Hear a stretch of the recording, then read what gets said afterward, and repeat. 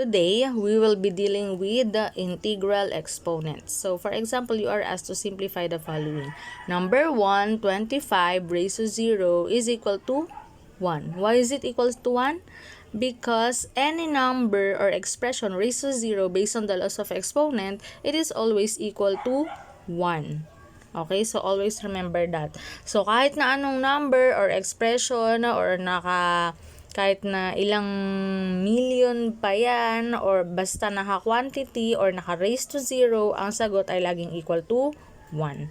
Okay, number 2. The quantity of A raised to 4, B raised to 2, raised to 0 now.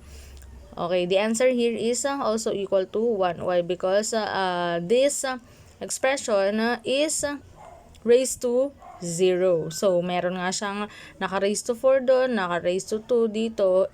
But then, naka-enclose naman siya sa parenthesis and then raised to 0. That's why it is also equal to 1. Okay? Next, number 3. The quantity of negative 3 raised to 3 times 2 raised to 0.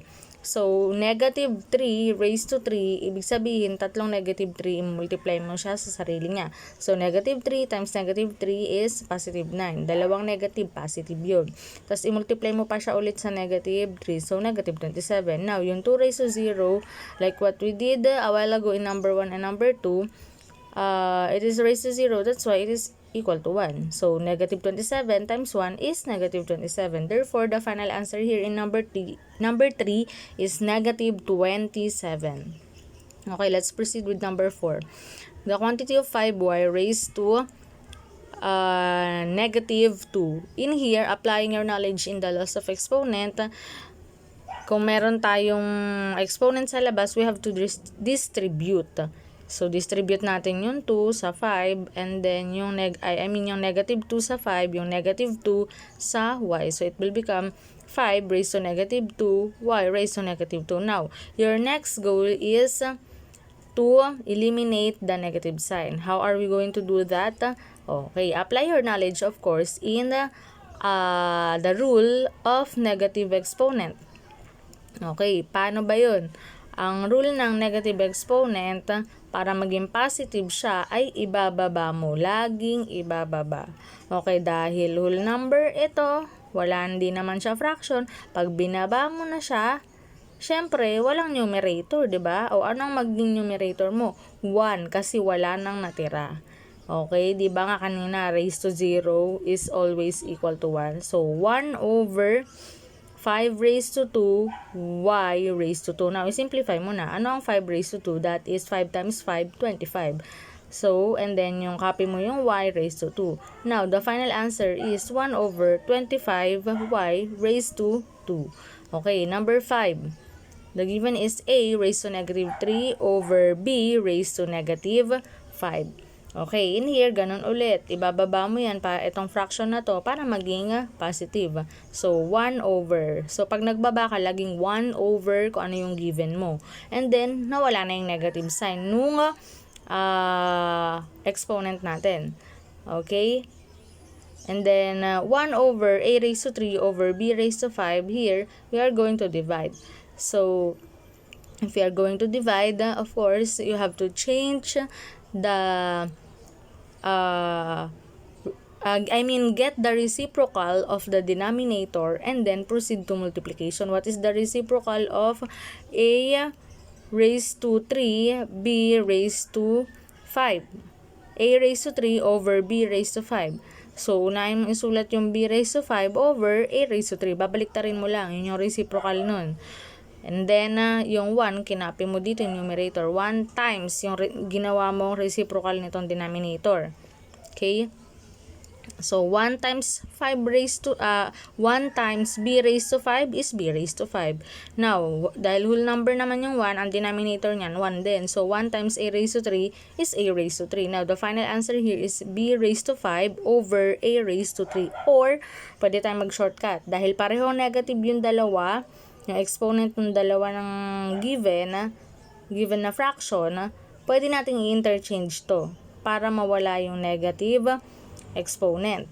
Okay, yung b na raised to negative 5, iaakit mo yan. It will become b raised to 5. Maging positive na yun. Tapos, yung a raised to negative 3, pag binaba mo naman, yung a raised to 3, a raised to negative 3, it will become a raised to positive 3 na. So, same pa rin yung nakuha natin. So, either way, pwede naman. Okay? Next, number 6. 7 raised to 2 times 7.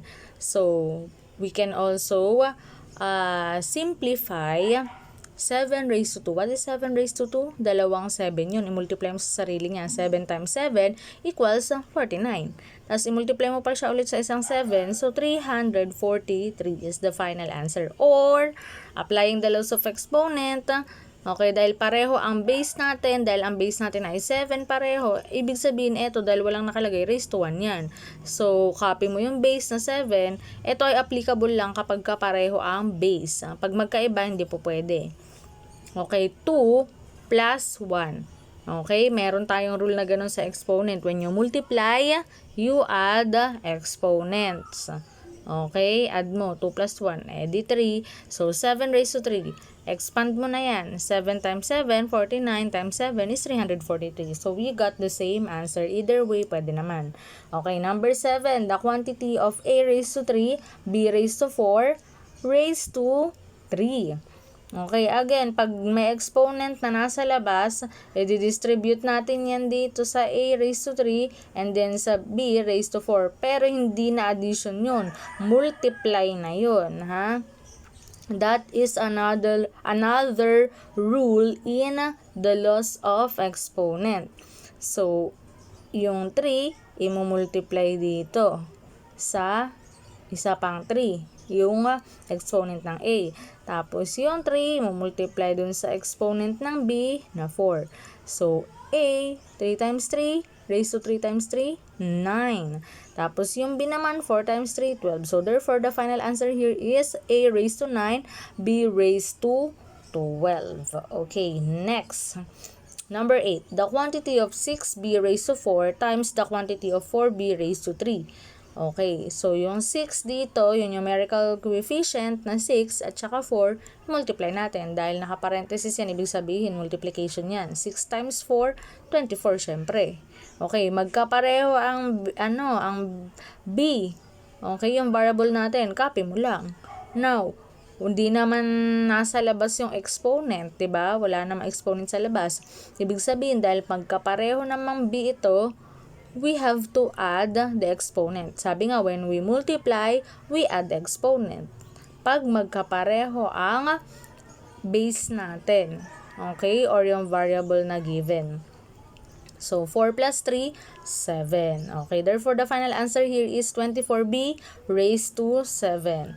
Now, in number 9, 54x raised to 8, y raised to 5 divided by 6, x raised to 4, y raised to 4. Now, division.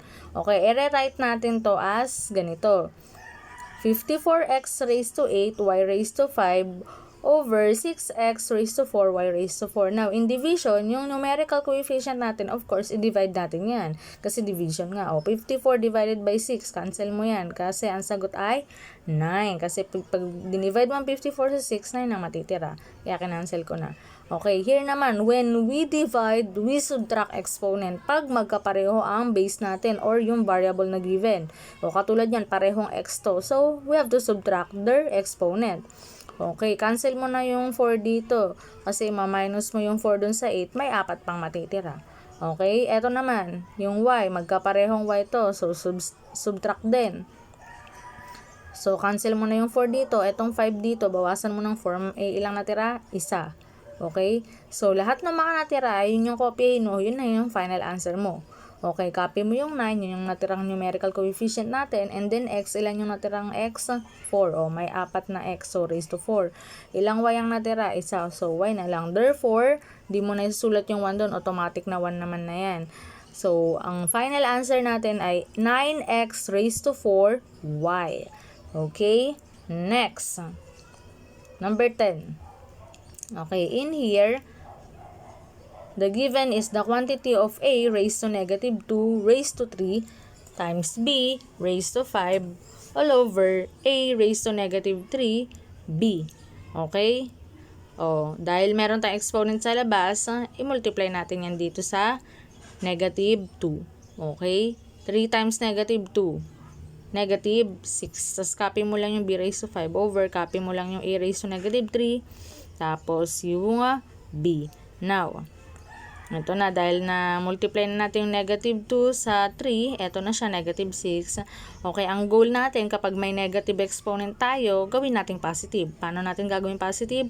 O katulad nung nung kanina, nung naunang given natin, dun sa mga naunang number, pwede natin siyang interchange mo na lang to, ibababa mo yung a raised to negative 6 para maging positive, tapos yung a raised to negative 3 naman itataas mo siya para maging positive din. So nung itinaas mo na, ayun na yung a raised to 3 naging positive na, tapos yung a raised to 6 binaba mo, naging positive na rin. Okay, and then copy mo lang yung b raised to 5. Wala ka pang ginagawa, copy mo pa lang. b raised to 5. And then yung b na nasa baba pa rin siya kasi hindi naman natin siya ginalaw kanina. And then, dahil division to, magkapareho ang variable na a dito, yung exponent, subtract. Okay? Tanggalin mo na lahat dito yung a raised to 3. Dito, binawasan ng 3, yung 6. May ilan pang natira? 3. Dito naman, yung b raised to 5, tapos dito naman yung b, pag bilang, ibig sabihin raised to 1 yan. D lang nakalagay, automatic yun. Yung 1 na nandito, i-cancel ko na yung buong b. Kasi babawas ko dun sa taas. Yung 5, babawasan mo ng isa, may 4 na lang. So, lahat ng mga natira, yun na yung magiging final answer mo. Dun sa numerator, ano yung mga natira? B raised to 4 lang. Copy mo yung b raised to 4. Sa denominator, ano yung natira? A raised to 3 lang. Okay, yung etong a raised to 3. So, a raised to 3 yung denominator.